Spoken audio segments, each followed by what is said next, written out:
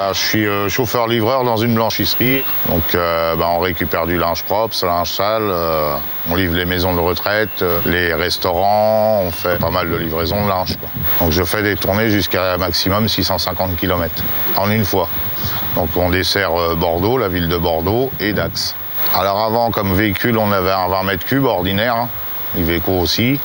Et le problème, c'est que par rapport à la charge, on ne peut pas se permettre de rouler avec parce qu'on est constamment en surcharge, quoi. Parce que sur un Iveco standard en 20 mètres cubes, c'est 600 kg maximum. Alors que là, on part quand même sur une charge utile à 1,5 tonne. Donc l'avantage de pouvoir transporter sans être inquiété. Ça posait des problèmes au niveau de la surface aussi, parce que forcément, on est beaucoup plus réduit. Donc on mettait moins de linge dedans.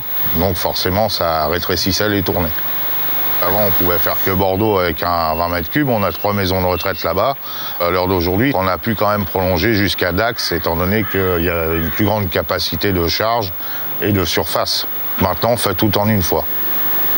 Donc en fin de compte, pour l'ensemble de livraison, on fait beaucoup moins de kilomètres, étant donné qu'on était obligé de s'y reprendre à 2 fois, faire une partie Bordeaux, revenir, et après seulement faire la partie Dax par rapport à la capacité toujours. Au niveau des salariés, parce que tout le monde n'a pas le poids lourd, que là, la facilité du permis EB, c'est plus accessible au niveau des entreprises. Après, on a un camion Iveco comme ça avec une semi-remorque. Et le problème, la difficulté, c'est les accès.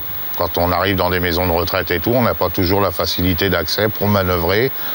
Et c'est ce qui pose problème. Alors que là, c'est maniable, on passe partout, quoi. On a investi dans les maxi-cargos d'une part parce que, donc, comme je vous disais, la charge utile. Après, c'est un véhicule qui est agréable à conduire, facile. Et après, il y a des points qui sont intéressants au niveau du haillon, la fermeture complète, la béquille centrale aussi, parce qu'il y a une béquille centrale qu'on peut se servir en renfort en cas de surcharge du haillon. L'aménagement intérieur, impeccable, oui. Au niveau de tenue de route, ça tient bien. Les ronds-points, on les passe facilement. Au niveau du freinage, ça répond bien. Je suis content du véhicule, quoi, dans sa capacité, aussi bien sur route que sur le chargement, que le maniement du véhicule. Moi, j'en suis très content et j'aimerais bien qu'on me le laisse, quoi. J'ai un collègue qui a un deuxième maxi cargo, il est un peu comme moi et il est content du produit, quoi. Et c'est vrai que moi, j'en suis satisfait parce que pour moi, je préfère conduire ça que le 20 mètres cubes, quoi.